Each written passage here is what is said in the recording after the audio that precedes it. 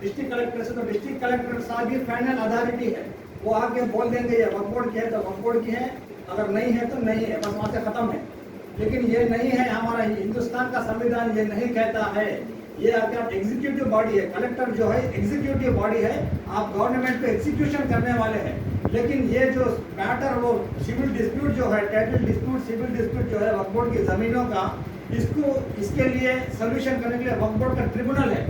वक्फ board के tribunal के ऊपर से हाई कोर्ट है और सुप्रीम कोर्ट है, वो डिसाइड करती है। वो लॉ एंड एक्ट जो है बना है वो आपके जुडिशरी के अंदर आता है, ना बल्कि कलेक्टर के अंडर में, क्योंकि कलेक्टर किसके अंडर में रहता, गवर्नमेंट के अंडर में रहता है।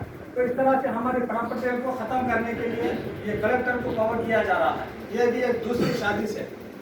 इसके हिसाब से वो कमिश्नर, सर्वे कमिश्नर को भी निकाल देने की भी साजिश, वो निकाल के इसको रखने की ये साजिश होते हैं।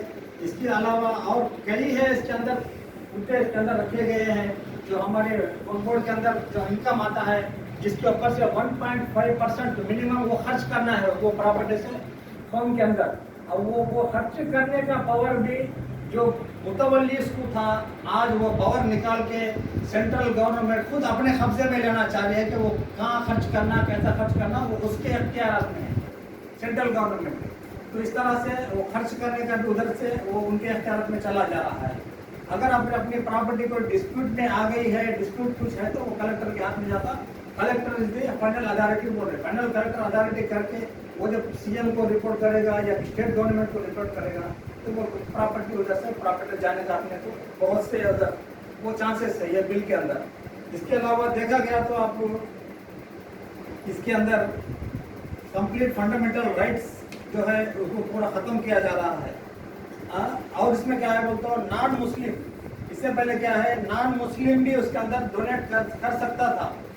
अभी क्या रख रहे हैं ये लोग, नॉन मुस्लिम अगर डोनेट करा तो भी बाद में वो वापस भी ले सकता है। ये तो बिल्कुल ये कंप्लीट, ये तो बदअखलाकी की बात है कि एक बार डोनेट कर दिया तो वापस कोई लेता ही नहीं। तो इसमें ये भी रखा गया है। और इसके अंदर और क्या कंडीशन क्या है, तो हिंदू कंप्लीट डोनेट नहीं कर सकता, प्रॉपर्टी को हिंदू कोई भी डोनेट नहीं कर सकता है इसके हिसाब से।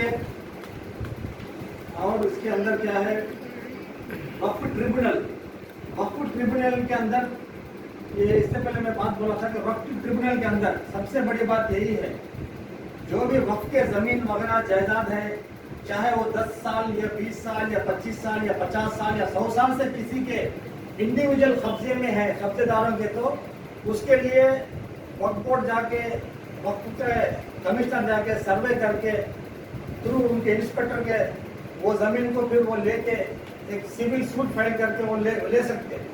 लेकिन यहाँ पे कंप्लीट क्या करा है इसको, ये सबसे बड़ी नुकसान की बात है हमारे मुसलमान कौम के लिए कि सिविल लिमिटेशन एक्ट इसको इसके अंदर लाके लागू करना चाह रहे हैं वो।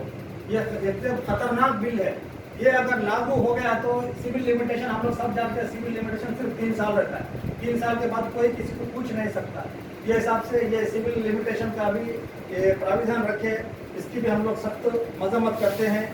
और इसके अलावा सेंट्रल वक्फ बोर्ड काउंसिल के अंदर 23 मेंबर रहते हैं ना, उसके अंदर 2 रिजर्वेशन रखा गया, उसके अंदर 2 रिजर्वेशन रखा गया है, 2 नॉन मुस्लिम्स को रखा गया है और 2 मिनिमम है, मैक्सिमम 13 नॉन मुस्लिम्स को अंदर उसको रखने की उनकी मंशा है। 23 के अंदर 13, maximum up to 13, minimum up to 2, यानी कि नॉन मुस्लिम भाइयों को भी वक्फ काउंसिल के अंदर, हिंदुस्तान के वक्फ काउंसिल में रखने की साजिश कर रहे हैं। ये मोदी जी आपकी सरकार बैसाखी की सरकार है, आप भाग नहीं सकते हो। आपके अंदर 2 हाथ में 2 बैसाखी है, 2 बैसाखी, एक चंद्रबाबू नायडू जी है, एक नीतीश जी है। ये 2 बैसाखी के सहारे से आप चल रहे हो। अभी आप कूदना बंद कर दो। सिविल लॉ जो है, सिविल लॉ की तरफ से सिविल लॉ चलता है और एग्जीक्यूशन जो गवर्नमेंट बॉडी है वो एग्जीक्यूशन बॉडी करती है। आप मेहरबानी करके हमारे मोदी जी तक भी हमारी आवाज़ जाना चाहिए और बीजेपी के हमारे भाइयों के पास भी ये आवाज़ जाना चाहिए, क्योंकि हमारे हिंदू मुस्लिम सिख ईसाई बहुत सारे भाइयों के, सबके भी अपने पूर्वज है, सबके भी अपने अपने बोर्ड्स है, सबके अपने अपने उनके पूर्वजों के प्रॉपर्टीज है। इसकी रक्षा करना हमारा धर्म है, उसको संभालना हमारा फर्ज होता है, ताकि हम लोग आज हमारी कांग्रेस पार्टी की डिस्ट्रिक्ट माइनॉरिटी का जो हमारा जो डिस्ट्रिक्ट माइनॉरिटी का सेल है, इसके हमारे डिस्ट्रिक्ट प्रेसिडेंट साहब इधर है, सब मिलके आज हम लोग हमारे कांग्रेस पार्टी की तरफ से, जैसा कि हमारे राहुल गांधी जी माननीय नेता जैसा उन्होंने मजम्मत किए हैं, उसके अलावा जो भी हमारे इंडिया अलायंस के हमारे जो भी हमारे सब पूरे पॉलिटिकल पार्टीज हैं, सब लोग भी इसकी मजम्मत कर रहे हैं। यहाँ तक कि बीजेपी के खुद पार्टी वाले भी इसकी मजम्मत कर रहे हैं। इस तरह से हमें भी हम कोत्तागुड़ा भद्राद्री डिस्ट्रिक्ट की तरफ से सख्त इस बिल की मजम्मत करते हैं। ये मजम्मत करते हैं कि ये मोदी जी ये बिल को वापस ले लें, इस बिल को खत्म कर दें। जिस तरह से किसान का बिल 3 बिल ला के सब वापस लेके आप माफी मांगे थे, उसी तरह से ये बिल को वापस लेने की जरूरत है, वरना ये हिंदुस्तान के अंदर और भी आपको और आज 303 से 240 पे गिरे, कल आपको 24 भी आने की उम्मीद नहीं हो सकती है।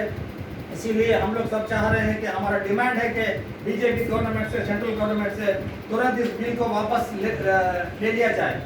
जज़ाकल्लाह खैर।